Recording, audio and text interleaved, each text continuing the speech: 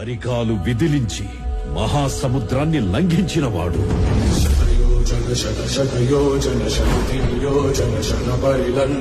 రాక్షస సైన్యాన్ని మట్టుబెట్టి రావణుడి సింహాసనాన్ని కంపించినవాడు.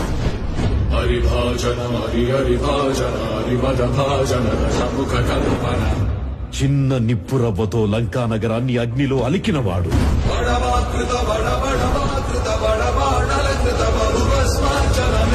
త్రేతాయుగంలో రాముడి నీడయ్యాడు.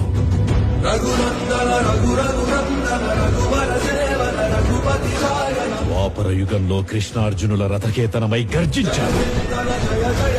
జగన్ గుర్తుపెట్టుకో, అర్థాపాతాళానికి తొక్కకపోతే నా పేరు పవన్ కళ్యాణే కాదు, నా పార్టీ జనసేనే కాదు. ఎగ్జిట్ పోల్స్ అంచనాలని కూడా తలకిందులు చేస్తూ పవన్ పార్టీ విజయం సాధించింది. కొనిదల పవన్ కళ్యాణ్ అనే నేను